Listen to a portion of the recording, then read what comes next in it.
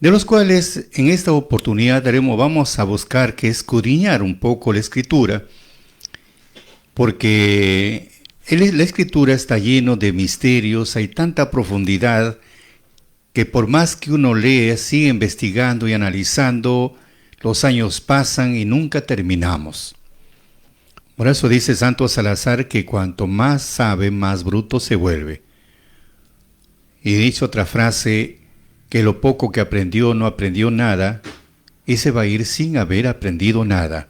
Hay mucha profundidad que nuestro conocimiento viene a ser como una gota en medio del océano. Tenía razón de decir Sócrates, solo sé que nada sé. El apóstol Pablo también agregó, aquel que se cree ser algo, no siendo nada, a sí mismo se engaña. Mucha profundidad, de los cuales es una muestra que el Altísimo hace ver que el hombre sea humilde, no soberbio por lo poco que sabe, sino la humildad, porque hay mucha profundidad, mucha profundidad. Hoy, por ejemplo, vamos a hablar a un punto que es interesante, que el hombre ha mirado las obras del Creador, pero no han mirado al artesano. O sea, han mirado las obras, pero no han mirado al artesano, que a esto se le llama la idolatría. Vamos a analizar un poquito para ver hasta dónde está nuestro alcance de lo que estamos dedicados a este ministerio. Cuando hablamos, amigos, de la idolatría, es pues una práctica religiosa en la que se rinde culto a un ídolo. Eso es una práctica religiosa en la que se rinde culto a un ídolo. Cuando hablamos de un ídolo, es una figura o una imagen que representa a un ser sobrenatural y al que se adora o se rinde culto como si fuera la divinidad misma. Persona o cosa por la que se siente un amor de admiración excesivo, también viene a ser lo que es la idolatría, aparte de la ira, aparte de las relaciones sexuales prohibidas. Aparte de eso, solamente vamos a hablar lo que es el culto, lo que es la idolatría netamente, vamos a ver. Entonces, ¿qué diferencia hay entre el ídolo y la imagen? Entonces encontramos que la imagen es una figura de cualquier tipo de estatua o fotografía que representa a alguien. Entonces vemos ahí, viene esa pleitesía a una estatua, una fotografía que representa de algún personaje X, ya sea de la divinidad o sea también de un ser humano. Entonces, y un ídolo es un falso Dios que se pone en lugar de Dios. Ese es el punto que tenemos que aclarar. Un ídolo es un falso Dios que se pone en lugar de Dios. Ahora, tomando en cuenta todos estos puntos, Dios decretó a su pueblo, Éxodo 23, no tendrás dioses ajenos delante de mí. No tendrás dioses ajenos delante de mí. Cuando vemos dioses, hablamos de un Dios, viene a ser pues un ser supremo, un ser omnipotente, omnipresente, omnisciente, un creador, un juez, un protector. En algunas religiones previene el salvador del universo, de la humanidad. De ese punto estamos hablando de un Dios. Pero Dios, el Altísimo, le dijo a su pueblo, por eso tenemos que diferenciar, le dijo a su pueblo lo siguiente, Deuteronomio 6, 4 al 9. ¿Qué cosa le dijo a su pueblo? Oye Israel, Jehová es nuestro Dios, Jehová uno es. Ya le está mencionando que no hay politeístas, o sea, muchos dioses, solamente Dios es uno. Oye Israel, Jehová dice Jehová nuestro Dios, Jehová uno es. Ya le está diciendo que un solo Dios, no hay más dioses. Y luego le recomienda, amarás a Jehová tu Dios de todo tu corazón, de toda tu alma y todo tu poder. Amarás a Jehová tu Dios. Es otro punto para desarrollarlo, pero ahí nos vamos a la parte literal nada más para entenderlo. Y estas palabras que yo te mando hoy estarán sobre tu corazón. Entonces está esclareciendo, oye Israel, Jehová nuestro Dios, Jehová uno es, en el cual dice que tenemos que amarlo con todo nuestro corazón y con toda nuestra alma. Y luego hace ver que, y estas palabras que te mando hoy. Está hablando de las palabras, porque para conocer a Dios, poco a poco vamos a entenderlo, dice a través de las palabras. Y estas palabras que yo te mando hoy, que en hebreo se le llama Torah, que viene a ser doctrina, enseñanza de lo alto, estarán sobre tu corazón. Y estas mismas palabras le repetirás a tus hijos, le hablarás de ellos en tu casa, andando por el camino, cuando te acuestes, cuando te levantes, en todo momento siempre tienes que hablarle la doctrina de Dios. Y luego le dice, la atarás por señal en tu mano y estarán por frontales entre tus ojos, y las escribirás en los postes de tu casa y tus portadas, o sea, para que nadie se pueda olvidar. Siempre tiene que estar la doctrina de Dios. Muy bien. Ahora, como le dice a su pueblo, oye Israel, Jehová nuestro Dios, Jehová uno es, no hay dioses, un solo Dios nada más.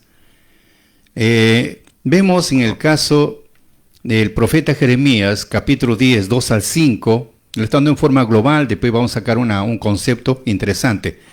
Así ha dicho Jehová, no aprendáis el camino de las gentes, ni las señales del cielo tengáis temor, aunque las gentes las teman. Está aclarando que que no aprendan el camino de las gentes. ¿Por qué? Porque las gentes, los pueblos paganos de ese tiempo, los pueblos paganos que no eran israelitas, tenían sus propias costumbres, sus dioses que vienen a ser de la misma naturaleza, Dios del mar, del viento, del fuego, etc. Entonces, está esclareciendo que no aprendan el camino de esas gentes, no. Por eso yo les estoy enseñando el camino que viene a ser la doctrina de Dios. Yo les enseño a ustedes esta doctrina y no quiero que ustedes abracen otro tipo de doctrina, por no decir así. Y luego dice, ni las señales del cielo tengáis temor, porque ahora estamos viendo las señales, viene tal cosa, empieza el hombre a temblar. No tengan miedo, le dice, bien claro, no tengan miedo de eso. Ahora, porque las ordenanzas de los pueblos son vanidad. Las ordenanzas, normas, en cambio las normas de Dios son eternas y todo va a la conciencia del hombre. En cambio las ordenanzas de los pueblos siempre hay una conveniencia. Por eso dice, porque las ordenanzas de los pueblos son vanidad. Luego, ¿en qué tipo de ordenanza está esclareciendo? Porque el leño del monte cortaron, obra de mano de artífice con azuela. Con plata y oro lo engalanan, con clavos y martillo lo afirman, pero para que no se salga, como palma la igualan y no hablan, son llevados porque no pueden andar. No tengáis temor de ellos, porque no pueden hacer mal, ni para hacer el bien tienen poder.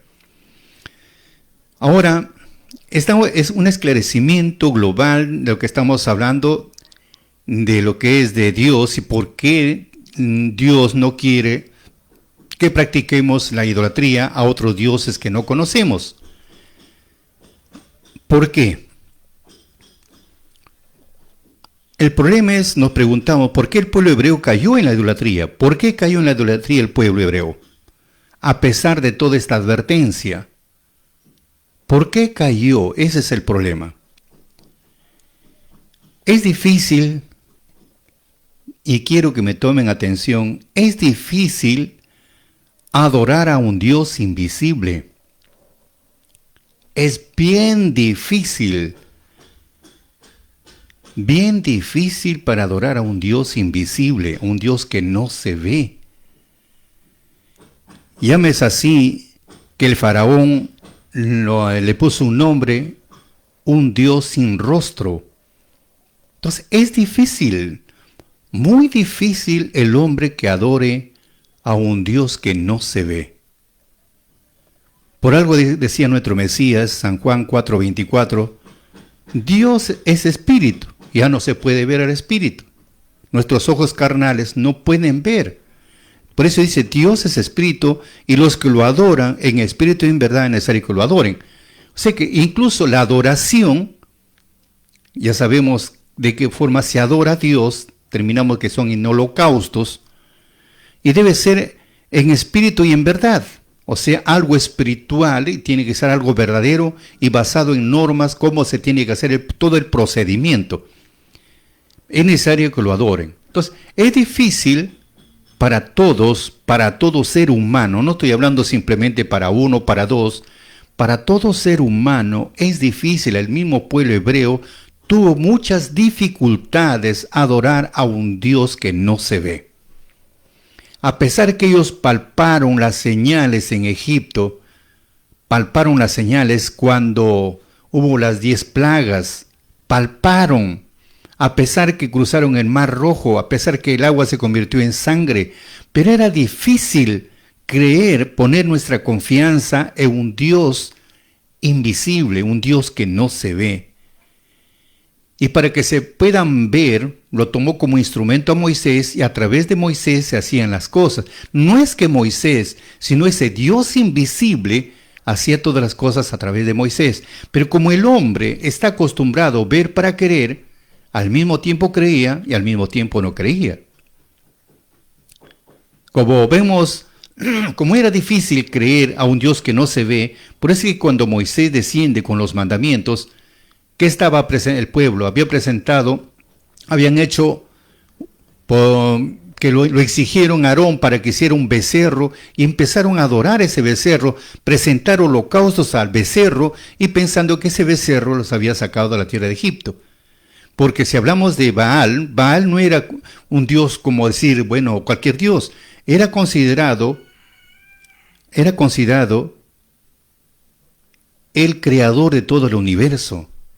Así era considerado Baal, como el Dios todopoderoso, el omnipotente de todo. Entonces para ellos no es yo soy el que soy, sino es el Dios Baal, el Dios omnipotente, que muchos estuvieron, digamos, con ese pensamiento por muchos años, hasta cuando Dios permitió que el pueblo hebreo, pueblo judío, se fuera. Babilonia lo conquistó, los mandó a Babilonia por 70 años, y cuando regresaron en el mes de septiembre, regresaron cumplidos los 70 años, cuando regresaron empezaron a construir primero el altar, después el templo.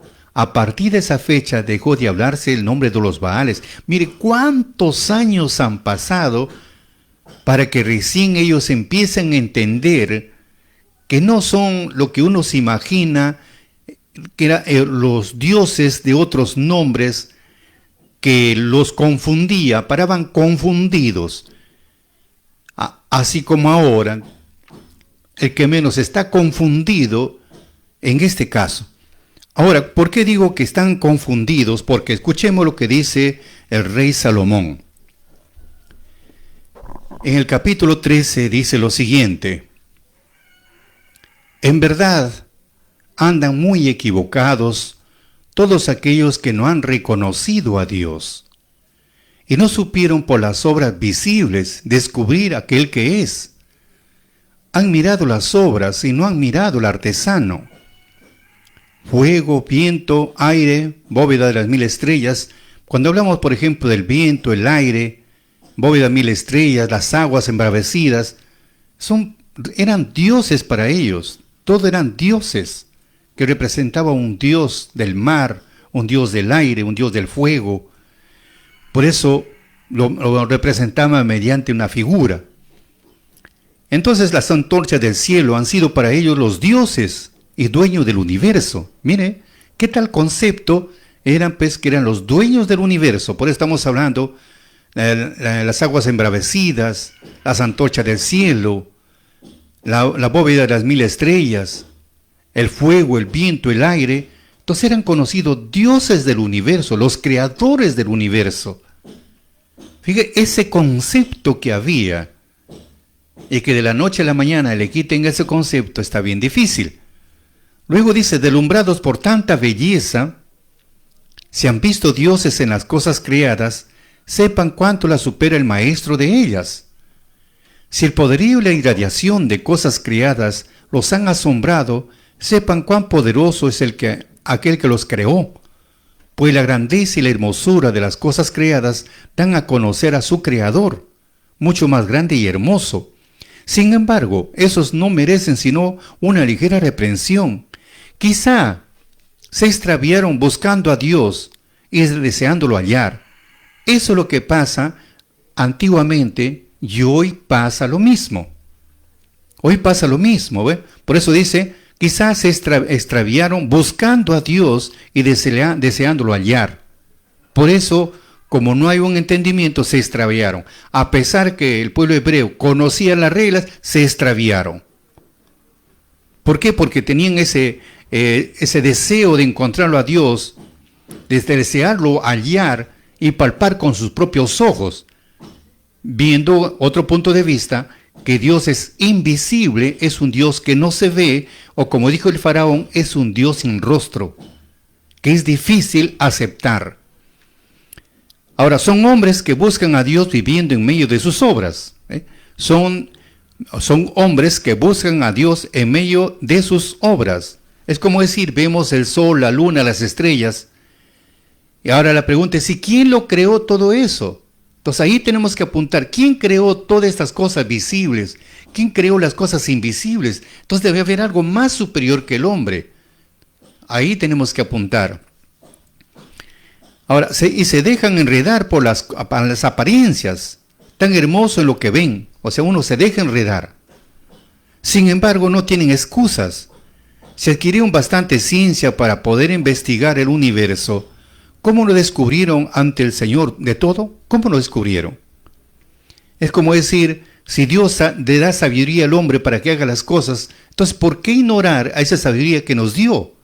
Por eso dice acá, sin embargo, no tienen excusas, se adquirieron bastante ciencia para poder investigar el universo. ¿Cómo no descubrieron ante el Señor de todo? ¿Cómo lo descubrieron? ¿Cómo? ¿Por qué llega un momento? No, saber piensa que uno viene de algo, venimos sí con sabiduría, venimos con nuestros sentidos, pero el día que nos vamos, todo se va, como dice el rey Salomón, todo se va, todo se queda en el olvido.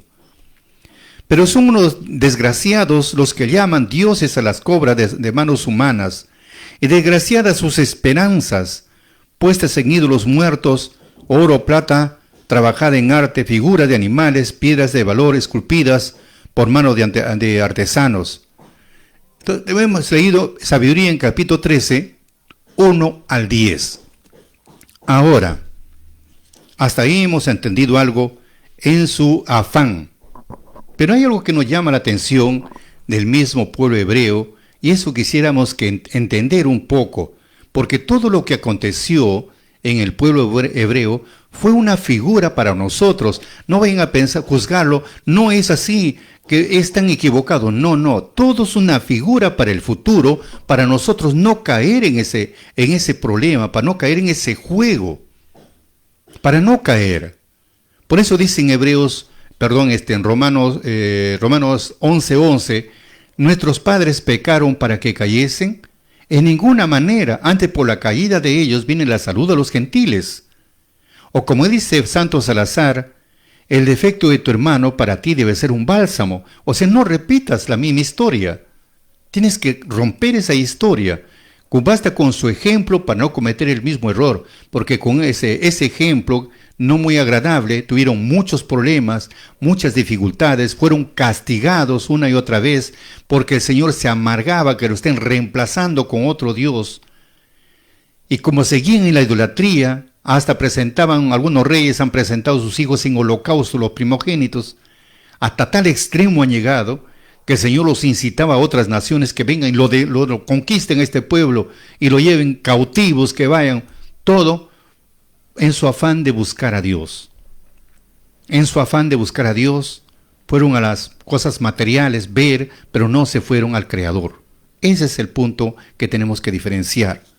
Entonces vemos en el caso, por ejemplo, en el caso del pueblo hebreo, un ejemplo para darnos una idea, y eso tenemos que cambiar nosotros ahora, porque la adoración, vuelvo a repetir, la adoración es en espíritu, porque Dios es espíritu, un Dios sin rostro, no es un Dios visible.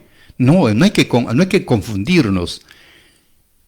Una cosa es que el espíritu nos utiliza como instrumentos, y otra cosa es adorar al instrumento, y otra cosa es adorar a aquel que lo creó al instrumento.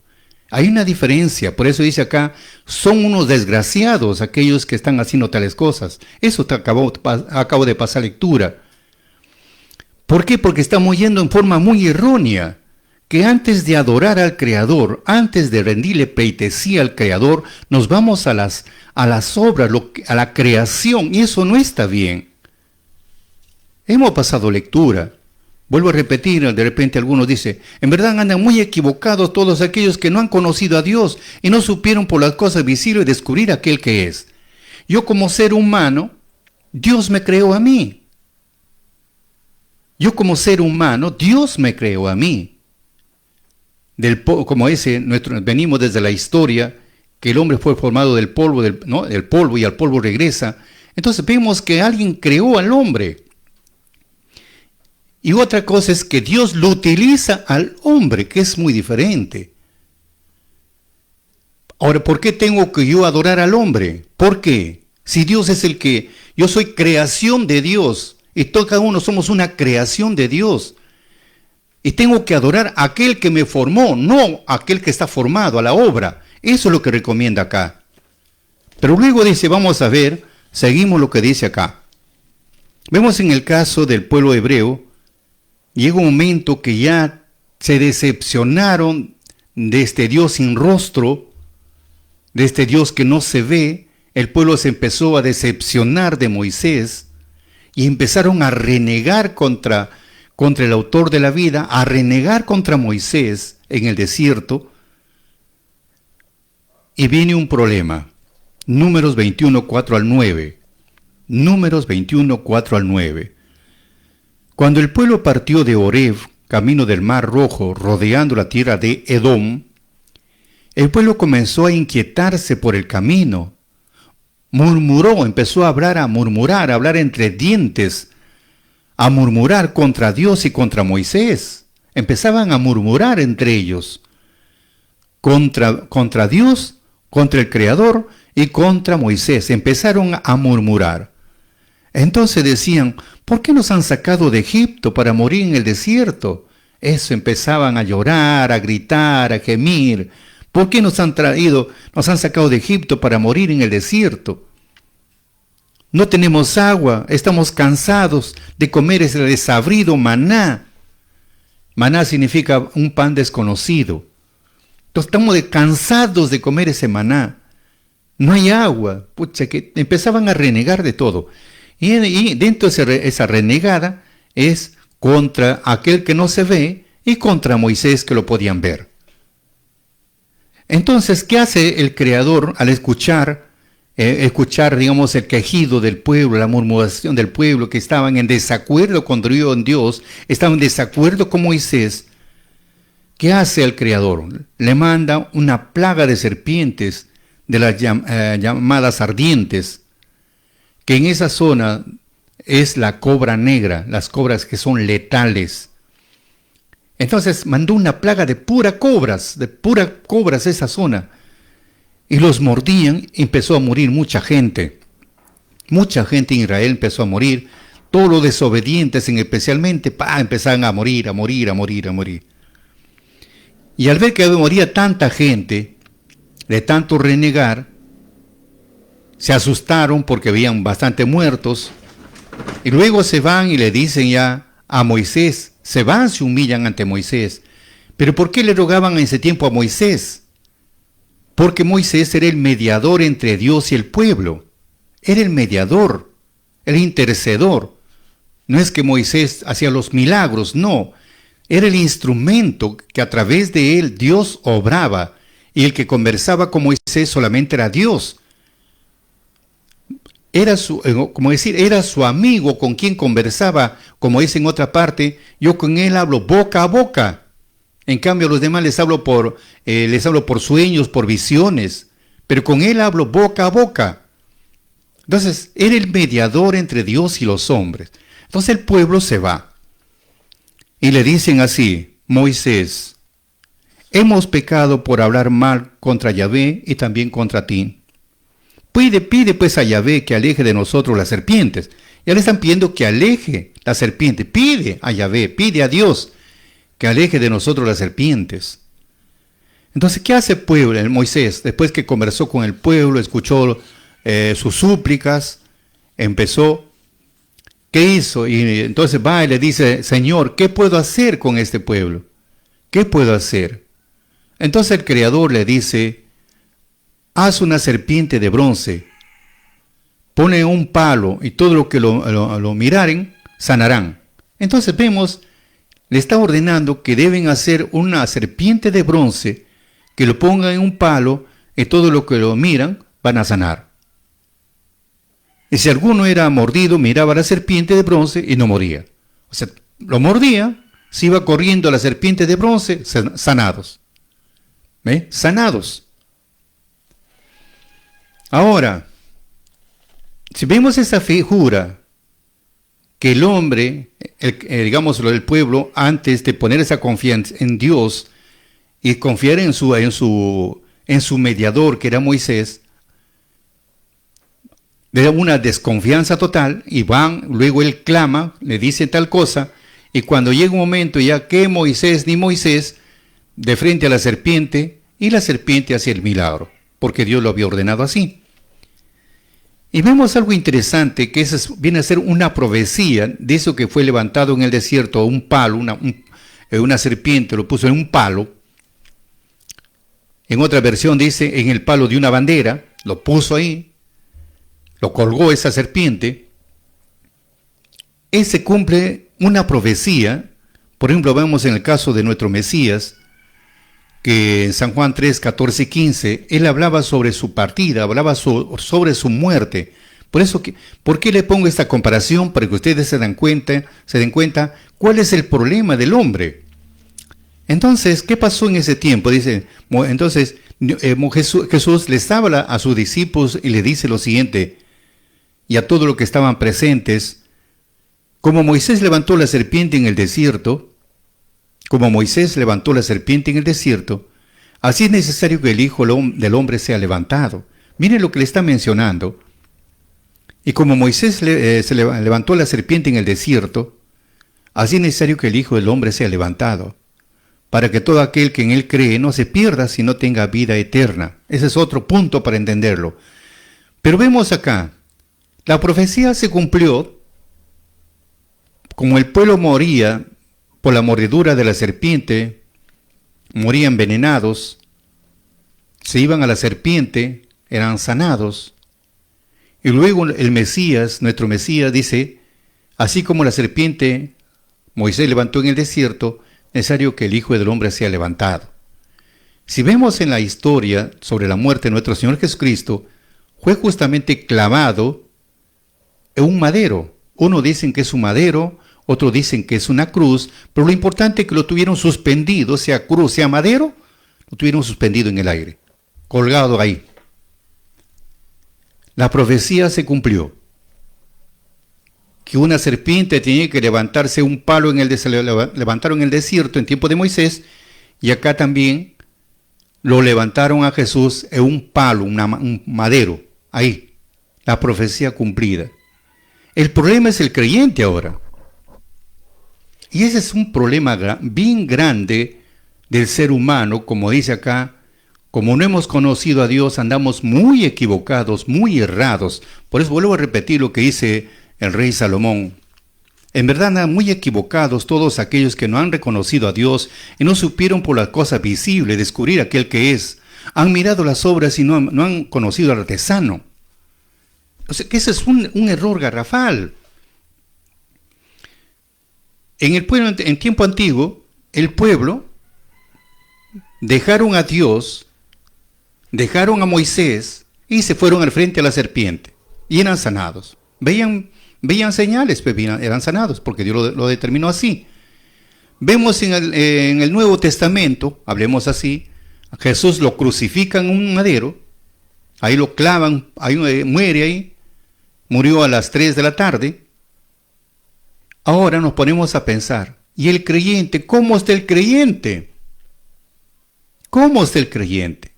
En el tiempo antiguo dejaron a Dios, no tomaron en cuenta al mediador que era Moisés, se fueron de frente a la serpiente. Hoy en ese tiempo dejamos a Dios y nos vamos de frente al que está clavado en la cruz. Mírenme, dejamos lo principal, dejamos al que hace las obras, al que hace todo, lo dejamos y nos vamos a la obra. ¿Qué tal caída? ¿Qué tal caída? Todo por no saber entender.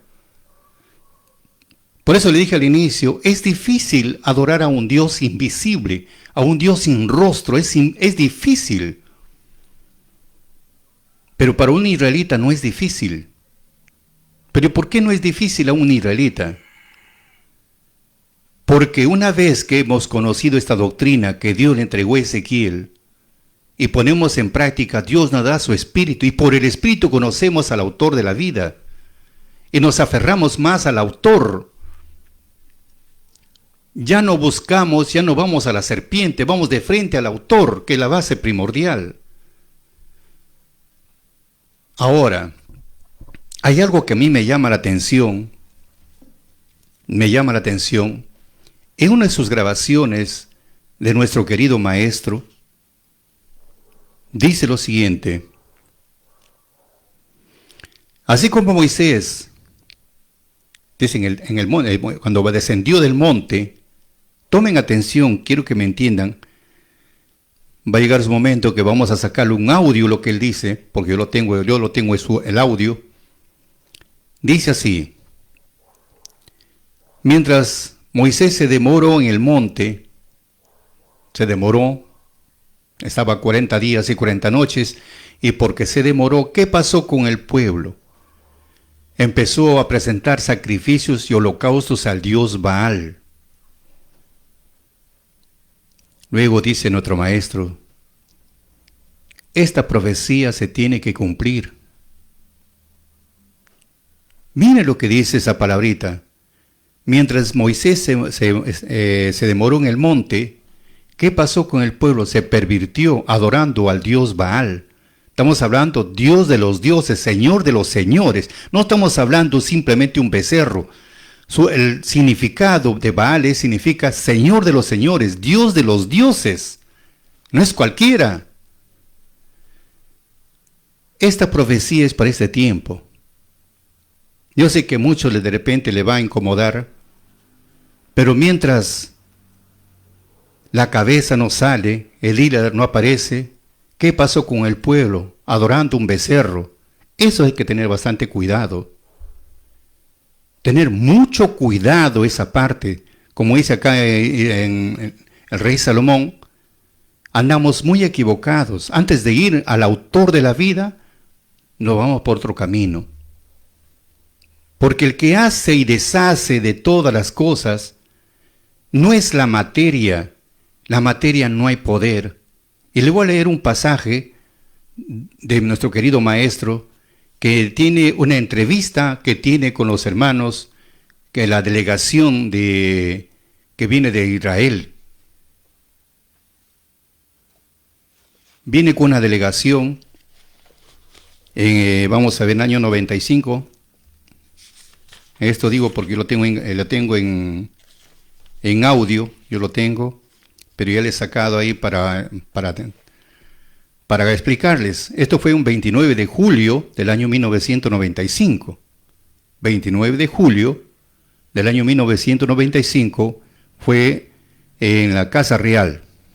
Ahí fue esa entrevista que le hacen, que viene uno de la comunidad de Israel y el otro era de México, el que sabía un poco de castellano. Después todos hablaban puro hebreo. Ahora, miren lo que dice una parte. Tomen atención para comprender un poquito. El que hace las cosas, el que realiza todos los misterios, no es el hombre.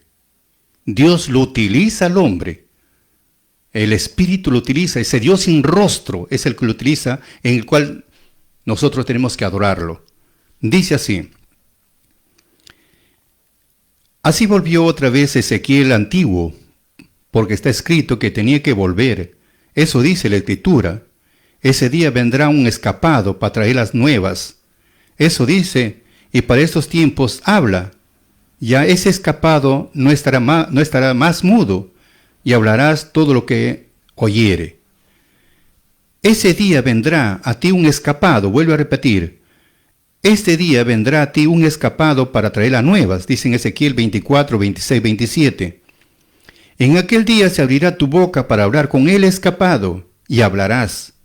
Y no estarás más mudo, y les harás por señal, y sabrán que yo soy Jehová. Está leyendo de Ezequiel 24, 26 y 27. Vuelvo a repetir. Ese día vendrá a ti un escapado, pero antes dice, y así volvió otra vez Ezequiel al antiguo, porque está escrito que tenía que volver. Eso dice la Escritura, ese día vendrá un escapado para traer las nuevas. Eso dice, para esos tiempos habla. Ya ese escapado no estará más mudo y hablará todo lo que oyere. Y le pasan lectura, Ezequiel 24, 26, 27, porque estaba un joven ahí pasando lectura. Este día, dice la Escritura, este día vendrá a ti un escapado para traer las nuevas. Traer las nuevas. En aquel día se abrirá tu boca para hablar con el escapado, y hablarás, y no estarás más mudo, y les harás por señal, y sabrán que yo soy Jehová. Ezequiel 24, 26 y 27. Y nuestro maestro empieza a dar una explicación ahí al presidente de la comunidad de Israel, y le dice así: entonces vendrá en ese día, dice, está hablando para el futuro. Para este tiempo habla, vendrá un escapado para traer las buenas nuevas. O sea, hace ver que vendrá un escapado para traer las buenas nuevas. ¿No ve? Ese escapado, dice. ¿Quién es ese escapado que tiene que traer las buenas nuevas? Es el Espíritu Santo. Y está esclareciendo, ese escapado que tenía que venir, por eso dice, este día vendrá a ti un escapado para traer las nuevas. Entonces hay un escapado que trae las buenas nuevas, la buena noticia, es alguien. Entonces en aquel día se abrirá tu boca para hablar con el escapado. O sea que alguien que tiene que hablar con el escapado. Y hablarás, no estará más mudo. ¿Por qué? Porque ya el escapado empieza a hablar por la boca del instrumento. ¿Y quién es ese escapado? El Espíritu Santo. Que nosotros conocemos por el Espíritu Santo o la fuerza de Dios. Ahora en el versículo 27 dice, en aquel día se abrirá tu boca para hablar con el escapado, y hablarás, y no estarás más mudo. Ahora, sigue agregando nuestro maestro. Dice así, quiere decir, ¿quién es el que abre su boca para hablar? ¿Quién es el que abre su boca para hablar? La carne, o sea, el instrumento. ¿No es cierto? Dice. Entonces, el espíritu, el escapado, ya no puede estar más mudo. Tiene que hablar por intermedio de una carne. Porque espíritu solo no puede hablar. Ahí está bien claro lo que dice. Vuelvo a repetir. ¿Quién es el que abre su boca para hablar? La carne, ¿no es cierto? La boca de la persona es el que abre. Entonces, el espíritu que es el escapado, ya no puede estar más mudo. Por supuesto, no puede estar más mudo. Tiene que hablar por intermedio de una carne. Porque espíritu solo no puede hablar. Por supuesto, no puede hablar. No puede hacer obra. El espíritu no puede hacer obra. Tiene que tomar un instrumento. Así como cojo este librito, que son de los mandamientos, está desglosado, lo cojo. Ahora dice, no puede, como dice, porque espíritu solo no puede hablar, no puede hacer obra, ¿ve? Es por eso que el espíritu toma posesión de una carne. Eso tenemos que entenderlo. El espíritu toma posesión de una carne para que pueda hablar, ya sea por señal. Eso es así. Y esa carne, la señal para este tiempo. Pero el espíritu es el que habla por la boca de una carne, de un cuerpo. Así como vemos en el caso de Moisés. Dios hablaba por la boca de Moisés. Dios es el que hace todo, pero acá nos hemos equivocado. Nos hemos equivocado, no le damos el valor a aquel que habla por la boca de Moisés. No le hemos entendido al que hablaba por la boca de Ezequiel. Más claro, no lo hemos entendido. Por eso dice, para que la gente sepa quién es Jehová. No es que es el cuerpo, sino para que la gente sepa quién es el que obra a través de este hombre. Es Dios, o el Espíritu Santo que nosotros estamos hablando acá. Claramente está hablando esta profecía, y será por señal. En aquel tiempo, a los escapados de ellos, a todas las gentes, y a las listas apartadas, no oyeron ni conocieron a Jehová.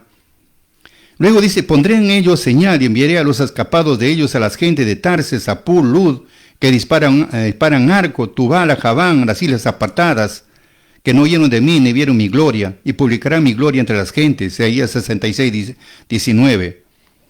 Entonces, como están escuchando, esas señales para todas las gentes, de todos los pueblos y naciones. O sea que, ¿cómo sabemos que ya está presente? ¿Cómo sabemos? Hay una señal. Es como el tiempo del pueblo hebreo. Esperaban una señal para que sean liberados de la esclavitud del pecado. Dios lo tomó como instrumento. ¿Cuál fue la señal? Moisés, para liberar, sacarlo de la esclavitud. Pero ¿quién hacía de todo el trabajo? No era Moisés, era Dios, lo empezaba a indicar, haz tal cosa, se iba a conversar con Dios, haz tal cosa, entonces él se llegaba a añadir lo que hablaba, lo que le decía. Por eso él estaba con esa seguridad, y solamente esperaba la señal, nada más. Por eso dice acá, entonces como están escuchando estas señales para todas las gentes de todos los pueblos y naciones, porque dice para islas apartadas, ¿quiénes son las islas apartadas? Las gente de otras denominaciones. Ellos son islas apartadas, porque son cuando conozcan esta señal, ellos sabrán quién es Jehová, quién es esa señal para estos tiempos. O sea, tiene que haber una señal, porque a través de esa señal Dios actúa. Por eso vuelvo a repetir, por eso tenemos que hablar bien claro. Dice, ¿quién es el que abre? Primero dice, ¿quién es el escapado? Es el Espíritu Santo. ¿Quién es el que abre su boca para hablar? La carne no es cierto, la carne es la boca.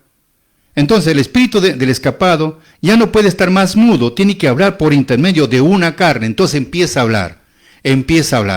Hay muchas veces algunos mis hermanos antiguos decía nuestro maestro, yo no hablo, el espíritu es el que habla por mi boca. Entonces ya no se esclarecía, está bien claro lo que dice. Ahora, conozcan esa señal y ellos sabrán quién es Jehová. ¿Quién es esa señal para este tiempo? Entonces él empieza, se ríe, ¿no? Dice Ezequiel, pues os será por señal. Entonces, él es la señal para ese tiempo. Ezequiel 24:24.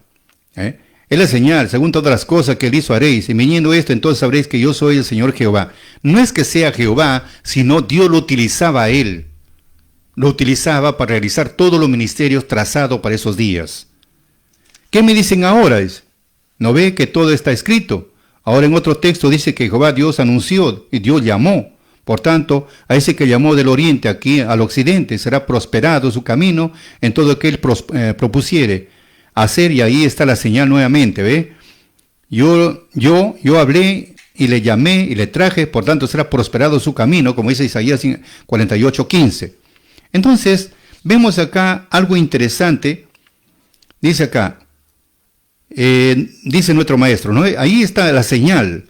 Esta señal será prosperado su camino, dice, eso es así. Muy bien, ahora esa señal es un profeta, porque como profeta será levantado, dice la Escritura, como profeta en medio de sus hermanos, Dios levantará, y a él oiréis. Deuteronomio 18:15, profeta de en medio de ti en tus hermanos, como yo te levantará Jehová tu Dios, a él oiréis.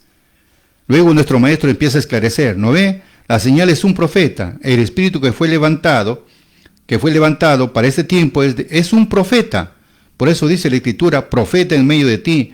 Eso es como decir, profeta es el que está en ti, de tus hermanos como yo, o sea, de carne y hueso, levantará profeta, Jehová tu Dios, a él oiréis. Luego dice, como fue en los tiempos antiguos, Moisés era voz de Dios. Fíjese, quiere decir, Moisés era voz de Dios o el vocero de Dios, en otras palabras. Moisés era el vocero de Dios. Ahora es asimismo en este tiempo, el vocero de Dios. Por eso dice que Jehová levantará, a él oiréis, ¿no? Él es el vocero. Y luego hay una parte donde dice, como están escuchando, este espíritu de verdad tiene que hablar, ya no puede callar, y para ello toma posesión de una carne, como profeta. En otra parte dice, como sacerdote, porque el espíritu sin una carne no puede anunciar. El espíritu sin una carne no puede anunciar. Tiene que ser a través de una carne, de un profeta. Y eso fue anunciado por Moisés los hijos de Israel. Porque está escrito en Hechos 7:37, este es el Moisés, el cual dijo a los hijos de Israel, profeta os levantará del Señor vuestro Dios, entre todos vuestros hermanos como yo, a él oiréis. Acá se cumple lo que dice la Escritura.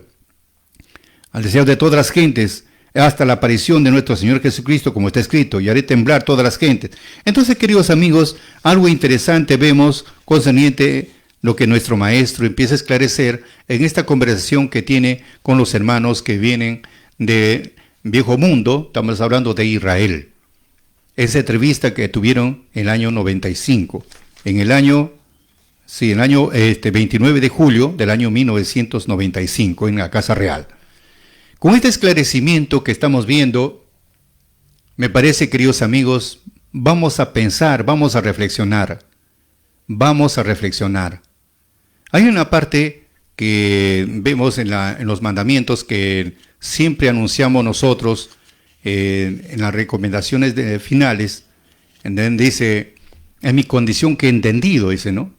El testimonio quien elaboró el contenido de esta carta, por lo que debo testificar, nuestro misionero general, compilador, aunque fue arrebatado, dice, al tercer cielo, y trajo, dice, estos mandamientos, nos lo trajo, y para juntar a lo que están escritos en el libro de los 4 cantones de la tierra para que sean salvos. Entonces Jehová será santificado y glorificado entre las gentes. Está aclarando que tenía que levantarse un instrumento y Dios tiene que glorificarse en cada uno de nosotros. El nombre de Dios va a ser glorificado, como dice en Ezequiel, santificado en cada uno de nosotros. Así, queridos amigos, el que hace todas las señales, el que hace los milagros, es Dios a través de un cuerpo. Vuelvo a repetir, como él dice acá, el Espíritu de verdad tiene que hablar, ya no puede callar, para ello toma posesión de una carne, como profeta, porque el Espíritu sin una carne no puede anunciar. Tiene que ser a través de una carne, de un profeta, y eso fue anunciado por Moisés a los hijos de Israel. Y anteriormente dijo bien claro, ¿quién es el que abre por su boca para hablar? El Espíritu es el escapado, ya no puede estar mudo, tiene que hablar por intermedio de una carne, porque Espíritu no solo no puede hablar, no puede hacer obra. ¿Ve? Por eso es que el Espíritu toma posesión de una carne para que pueda hablar y sea por señal, y eso es así. Así, queridos amigos, pensemos bastante, adoremos a Dios, a ese Dios sin rostro, ese Dios que no se ve, al que lo utiliza al hombre, y no vayamos a la carne, que ese es un fracaso muy fuerte. Bien, amigos, nos encuentran ustedes en nuestra cuenta de Santos Salazar Silva, en la cuenta de Vicky Pérez Medina, en Facebook, Instagram, TikTok y YouTube.